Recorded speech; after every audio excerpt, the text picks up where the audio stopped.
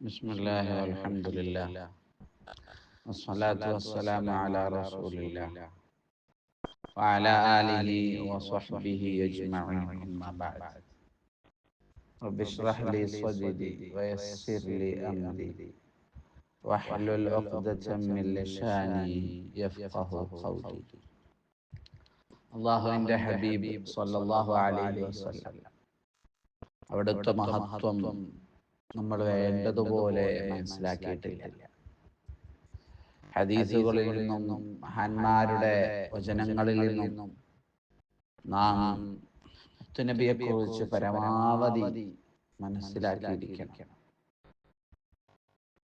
ജിബ്രീൽ അലൈഹിസ്സലാം ഒരിക്കൽ പറയുകയാണ്, മുത്തുനബി സല്ലല്ലാഹു അലൈഹി വസല്ലം തങ്ങൾ നമുക്ക് പറഞ്ഞു തരുന്നു, ഖല്ലബ്തു മശാരിഖൽ അർളി വമഗാരിബഹാ. ജിബ്രീൽ അലൈഹിസ്സലാം പറയുന്നു, ഞാൻ ഭൂമിയുടെ എല്ലാ ഭാഗങ്ങളും കിഴക്കും പടിഞ്ഞാറും എല്ലാം ഇളക്കി മറിച്ചു നോക്കി. ഫലം അജിദ് റജുലൻ അഫ്ളല മിൻ മുഹമ്മദ്. മുഹമ്മദിനേക്കാൾ ശ്രേഷ്ഠവാനായ ഒരാളെയും എനിക്ക് എത്തിക്കാൻ കഴിഞ്ഞിട്ടില്ല. സുബ്ഹാനല്ലാഹ്. ഭൂമി മൊത്തം ഇളക്കി മറിച്ചു നോക്കി, മുത്തുനബിയേക്കാൾ ശ്രേഷ്ഠവാനായ ഒരാളെയും എനിക്ക് കണ്ടെത്താൻ കഴിഞ്ഞിട്ടില്ല. വലം അറ ബനി അബിൻ അഫ്ളല മിൻ ബനി ഹാഷിം. മുത്തുനബിയുടെ കുടുംബമായ ബനു ഹാഷിമിനേക്കാൾ ശ്രേഷ്ഠമായ ഒരു കുടുംബത്തെയും ഒരു പരമ്പരയെയും എനിക്ക് എത്തിക്കാൻ കഴിഞ്ഞിട്ടില്ല. റസൂലുള്ളാഹി സ്വല്ലല്ലാഹു അലൈഹി വസല്ലം. അവിടുത്തെ മഹത്വം എത്രയാ, അവിടുത്തെ ശ്രേഷ്ഠതകൾ എത്രയാണ് മനസ്സിലാക്കണം നമ്മൾ.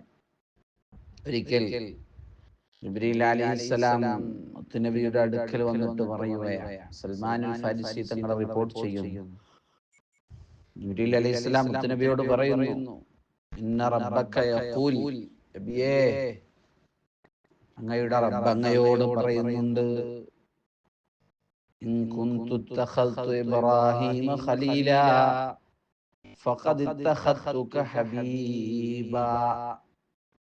ഇബ്രാഹിം നബി അലൈഹിസ്സലാമിനെ ഞാൻ ഖലീലായി തെരഞ്ഞെടുത്തിട്ടുണ്ടെങ്കിൽ അങ്ങയെ ഞാൻ ഹബീബായി തെരഞ്ഞെടുത്തിരിക്കുന്നു. ഖലീലുല്ലാഹിയാണ് ഇബ്രാഹിം നബി അലൈഹിസ്സലാം. എന്നാൽ മറ്റാർക്കും നൽകാത്ത ഹബീബ് എന്ന പദവിയാണ്, എന്ന ഒരു സ്ഥാനപ്പേരാണ് അല്ലാഹു മുത്തുനബിക്ക് നൽകിയത്. ഹബീബ് വളരെ മഹത്വമുള്ള ഒരു പദവിയാണ്. അള്ളാഹുവിന്റെ ഹബീബ് എന്ന് പറയുമ്പോൾ മുത്തുനബിയും അള്ളാഹുവും തമ്മിൽ അഭേദ്യമായ അങ്ങേയറ്റത്ത്, ഇനി അതിനപ്പുറം ഒരു സ്റ്റേജ് ഇല്ലാത്ത രൂപത്തിൽ സ്നേഹമുണ്ട്. അപ്പോഴാണ് ഹബീബ് എന്ന് പറയാൻ പറ്റുള്ളൂ. സല്ലല്ലാഹു അലൈഹി യാ സയ്യിദി യാ റസൂലല്ലാഹ്. അപ്പോ അള്ളാഹുവിന്റെ ഹബീബാണ് മുത്തുനബി സല്ലല്ലാഹു അലൈഹി വസല്ലം. വമാ ഖലഖ്തു ഖൽഖൻ അക്റമ അലയ്യ മിൻക. എൻ്റെ അടുക്കൽ നിങ്ങളെക്കാൾ സ്ഥാനമുള്ള ആദരവുള്ള ഒരു സൃഷ്ടിയെയും ഞാൻ പടച്ചിട്ടില്ല. വലഖദ് ഖലഖ്തു ദുനിയാ വഅഹ്ലഹാ ലിഉഅരിഫഹും കറാമതക വമൻസിലതക. ഈ ദുനിയാവിനെയും ദുനിയാവിലുള്ള സർവ്വ ആളുകളെയും സൃഷ്ടിജാലങ്ങളെയെല്ലാം ഞാൻ സൃഷ്ടിച്ചത് അവർക്ക് അങ്ങയുടെ എൻ്റെ അടുക്കലുള്ള സ്ഥാനത്തെയും ബഹുമാനത്തെയും ആദരവിനെയും അറിയിച്ചു കൊടുക്കാനാണ്. എന്തൊരു മനോഹരമായ വാക്കുകളാണ്. വലൗലാക മാ ഖലഖ്തു ദുനിയാ. അങ്ങില്ലായിരുന്നുവെങ്കിൽ ഈ ദുനിയാവിനെ തന്നെ ഞാൻ പടക്കുമായിരുന്നില്ല. അങ്ങ് കാരണമായിട്ടാണ് ഈ ദുനിയാവിനെ തന്നെ ഞാൻ പടച്ചത് എന്ന് ലോകത്തിന്റെ സൃഷ്ടാവാണ് പറയുന്നത്. മുത്തുനബിയുടെ മഹത്വം എത്രയാണ് നമ്മൾ ഉൾക്കൊള്ളണം. അവിടുത്തെ ജന്മദിനം കടന്നു വരുമ്പോൾ നല്ലതുപോലെ നമുക്ക് മുത്തുനബിയെ മനസ്സിലാക്കണം.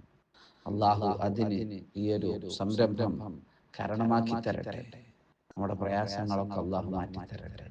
മുത്തുനബിയെ ആത്മാർത്ഥമായി സ്നേഹിക്കാൻ അള്ളാഹു നമുക്ക് തൗഫീഖ് നൽകട്ടെ.